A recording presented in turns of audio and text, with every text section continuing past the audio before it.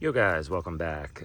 Quick review here on this new to me RC4WD D90 Land Rover. Picked this thing up for a steal. Really great deal on this thing. Wasn't exactly set up all that great. It had some really small, like tiny little, like 3.5, 3.6 RC4 drive mudslingers. They were way too small, so I threw these on. I like the look of it a lot. These are class 1 KLRs, so 4.19s. They do rub a tiny bit. You know, you will get a little bit of fender rub and on the front here as well, but not horrible. I have some slightly smaller tires I'm going to be testing out in the future. These are just running the stock foams right now, so they're a little kind of wobbly. It's definitely a little too soft, but so much better than what came on it. I think what comes on this are even a little bit smaller than these. They're more like 4.0s, so these are kind of pushing the limits of what you can fit on here. It does have Proline Power Stroke scalar shocks front and rear, so I believe this has a little more travel than stock. I don't have the stock shocks to really test this out, so let me know if you guys have them. I mean, it's got quite a bit of flex. I think it's pretty much just the right amount. Really happy with that. Stock wheels, I added some little scale screws here, make it look like little lug nuts. And let me show you guys around this thing and show you what I did here, which made the biggest difference. This, for whatever reason, someone had this set up with a, it was a decent motor. It was a Holmes Trailmaster Pro 3300 kV, but then they had it connected to a Hobbywing Just Stock ESC, which is more of a, it's a censored ESC, but it's more of like for a track car, like a two-wheel drive track car. And it was horrible. It was like so jumpy, didn't really have a great drag brake, just really bad system. So I threw in a Hobbywing Fusion SE 1200 kV with a 14 tooth pinion. I believe it's the stock spur, and huge difference. The control on this thing is amazing. Perfectly happy with the wheel speed I get out of this. The top speed on this is just a little bit faster than a fast walking pace, which is fine.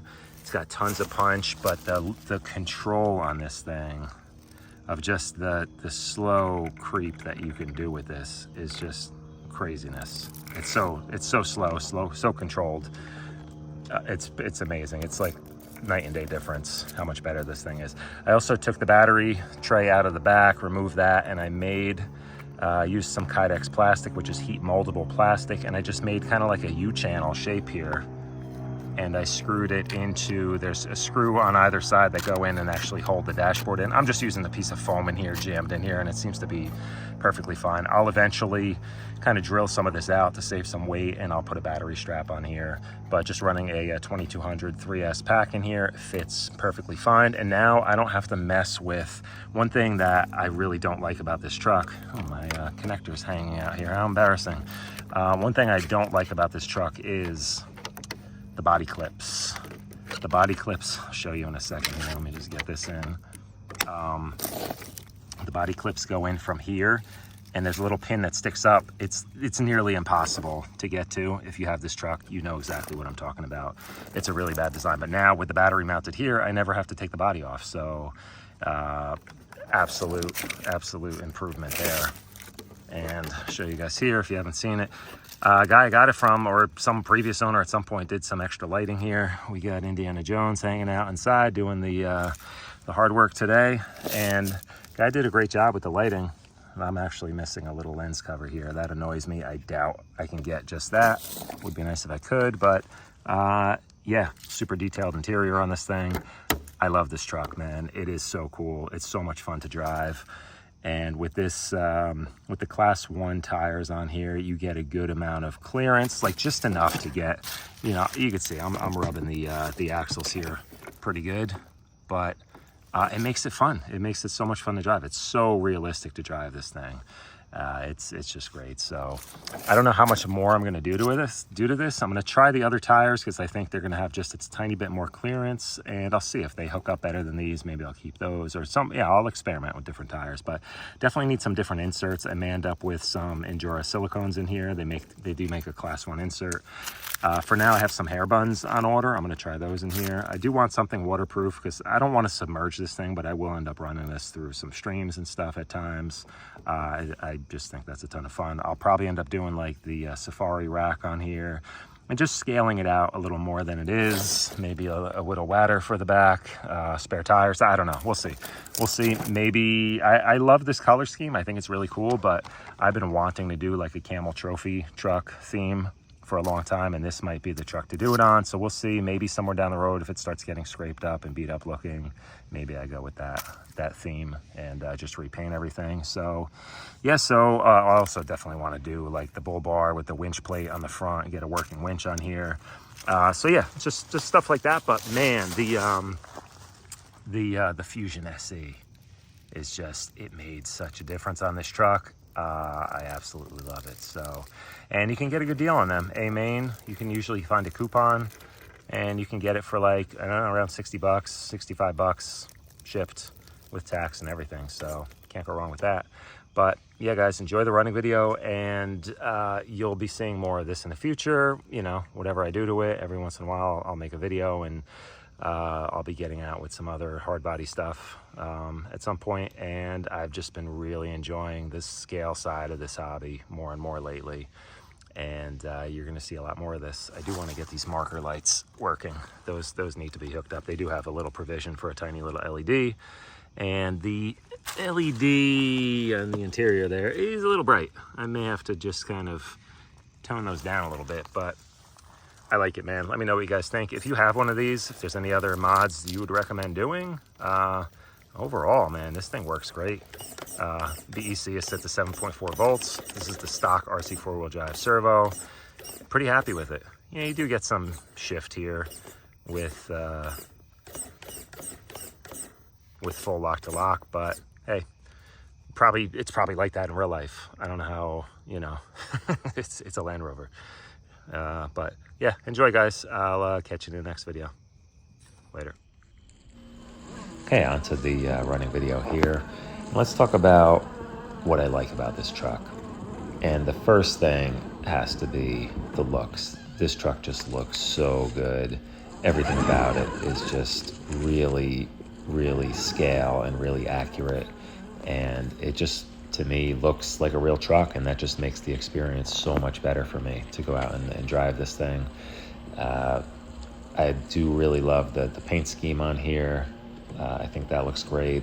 The super detailed interior, just everything about it. I just really love the way this truck looks, and it's a lot of fun to drive. I probably will go ahead and do some more scale accessories. Like I'd mentioned, probably like the safari rack on top, maybe a spare tire. I definitely want to do some rock sliders, mainly just to protect the bottom of the body there. I've definitely, you know, scraped it on some rocks pretty good so far, and I'd like to avoid doing any damage to this body. So if you have any recommendations, if you guys have this truck and you found some good rock sliders, hit me up in the comments. Let me know what you like. Moving on to the performance of this truck, you can see that the approach and departure angles are really good. And being that it's a short wheelbase, it can be a disadvantage at times, especially on anything very steep going up or going down. But the breakover is extremely good because it is a short wheelbase. Performs really well, especially considering how heavy the body is. There's a lot of weight up high on this truck. I weighed it, and I believe it was with the battery in it. It's about 8.5 pounds, so it's not crazy heavy, but this is a pretty small truck. So for it to weigh that much, it's a pretty significant amount of weight, and the body itself is just really heavy. But I think I need to just add a little bit of extra weight to the wheels. I don't know how much brass you can get for the RC4 wheel drive axles.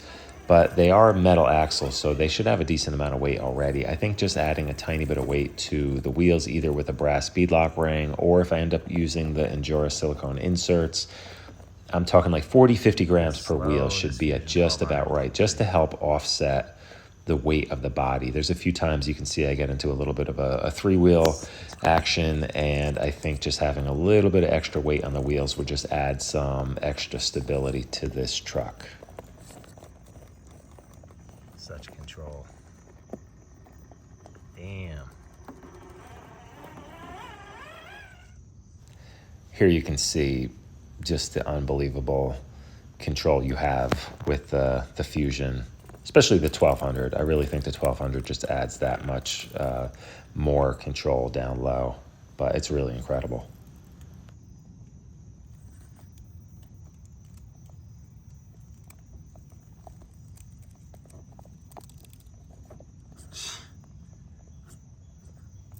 It's crazy, man. The 1200 Fusion SE.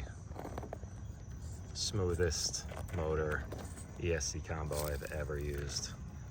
One of the best drag brakes too. And it's got great punch. That's top speed. Faster than you're gonna walk. Not so fast you're gonna get into trouble.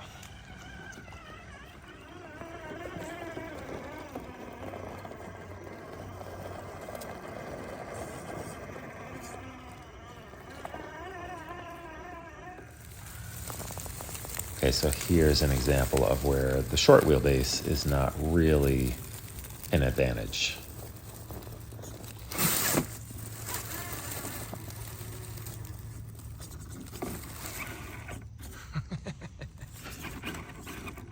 Got to be a little more realistic with the lines I take here.